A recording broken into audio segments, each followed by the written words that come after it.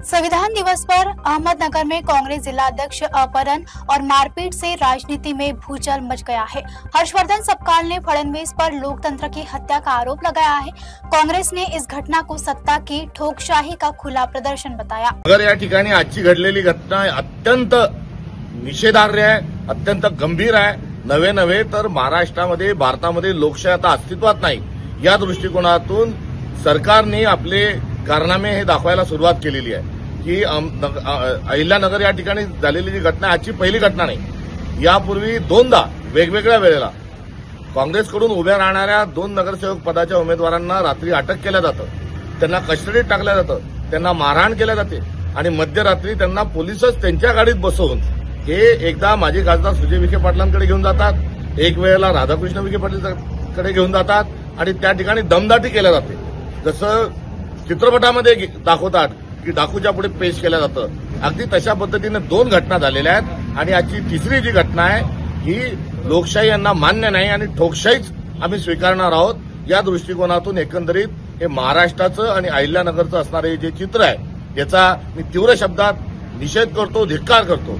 आणि आज नेमक्या 26 तारखेलाच एका मोठ्या राजकीय पक्षाच्या जिल्हाध्यक्षाचं अपहरण करणे म्हणजे काय, तर 26/11ला पाकिस्तानच्या दहशतवाद्यांनी भारतात मुंबईला हल्ला करून संविधान आम्हाला मान्य नाही आणि संविधान आम्ही या देशामध्ये ठेवणार नाही अशा प्रकारचा दहशतवाद्यांनी जो संदेश देण्याचा प्रयत्न केला होता, तोच अगदी आज संविधान दिनाच्या दिवशी जर जिल्हाध्यक्षांना अपहरण करून त्यांना मारहाण केल्या जाते तर याचा अर्थ साफ आहे, भारतीय जनता पक्षाला संविधान मान्य नाही आणि संविधान मोडकळीस काढून त्यांना तानाशाही हुकुमशाही आपल्या देशामध्ये आणायची आहे। हा त्यामागचा असणारा स्पष्ट शब्दात संदेश आहे।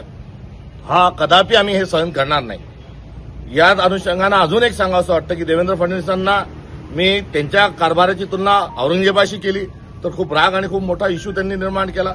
दुसऱ्या वेळेस देवेंद्र फडणवीसांची तुलना मोटर्स अप्रेंटिस त्यांची जी आहे ही नथुराम गोडसे सारखी आहे। कोल्ड ब्लडेड मर्डर नथुराम गोडसेने जसं केलं तशाच पद्धतीने लोकशाहीचा दम हे देवेंद्र फडणवीस घोटत आहेत असा मी आरोप केला आणि एकंदरीत त्यांचा क्रूर सगळा महाराष्ट्रातला व्यवहार जो आहे या क्रूरतेच्या अनुषंगानं मी त्यांना दरिंदा हा शब्द जो उच्चारला होता यावरून मी काहीतरी बोलतो अशा प्रकारचा एक अपप्रचार चालू आहे। मात्र आज या प्रकरणाच्या अनुषंगानं त्यांच्या कारभाराची औरंगजेबाशी केलेली तुलना तंतोतंत खरी होती। त्यांची मोटर्स अप्रेंटिस नथुराम गोडसे सारखी कोल्ड ब्लडेड आहे हेही अधोरेखित झालं तर किती भारतीय जनता पक्ष आणि पर्यायाने मुख्यमंत्री गृहमंत्री देवेंद्र फडणवीस दरिंदे आहेत की आजच्या घटनेतून हे सिद्ध झालेलं आहे। सकाळी मॉर्निंग वॉकला गेलेल्या माणसाला तुम्ही रस्त्यावर उचलता, कुठे नेऊन ठेवलाय माझा महाराष्ट्र? आम्ही लोकशाहीच्या मार्गाने आता कसं चालावं हा जनतेला आणि नागरिकांना आमचा थेट सवाल आहे। निवडणुका लढायच्या का निवडणुकीवर बहिष्कार टाकायचा इथपर्यंत आपल्या मूलभूत अधिकारावर आलेली गदा आहे। आम्ही हे कदापि सहन करणार नाही। देवेंद्र फडणवीस स्वतःच्या बगलबच्च्यांना आवरा आणि महाराष्ट्राचं जे वाटोळं करायला आपण निघालेले आहात या महाराष्ट्राच्या वाटोळं करण्यापासून वाचवा ही आपल्याला हात जोडून विनंती या निमित्तानं आहे। आणि जे चाललंय याचं तुम्ही समर्थन करता का? नका ओळखू, मला काही हरकत नाही। मात्र गुन्हेगार कोण आहेत, दडपशाही करणारे कोण आहे, अपहरण करणारे कोण आहे आणि आपण ज्या 2 नंबरच्या धंदे करणाऱ्या गुंडागर्दी करणाऱ्यांना सगळी महाराष्ट्रात सरसकट आपण जे भारतीय जनता पक्षाने जे तिकीट वाटले ते कुठे आपण घेऊन चाललोय लोकशाहीला याचा तरी आपण विचार करा। या श्रीरामपूरच्या घटनेचा आम्ही तीव्र शब्दात निषेध करतो आणि या संदर्भात आंदोलन भूमिका ही कांग्रेस पक्ष घेईल। अब आपकी कार और बाइक की हर जरूरत का बस एक ही ठिकाना, श्री श्याम टायर्स।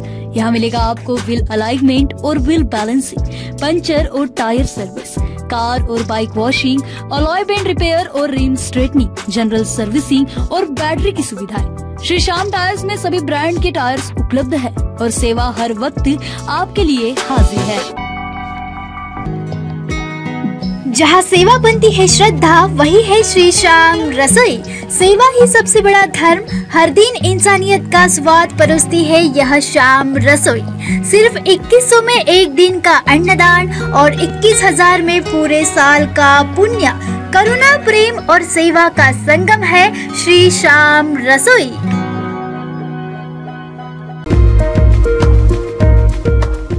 कांटी तहसील की मौजा, पावनगांव, घोरपड़ और रनाडा इलाकों में शानदार लोकेशन पर मिल रहे हैं एनआईटी सैंक्शन प्लॉट्स, वो भी 24 महीनों की आसान किस्तों में। मौका सीमित है, आज ही बुकिंग करें और अपने सपनों की जमीन के हकदार बने।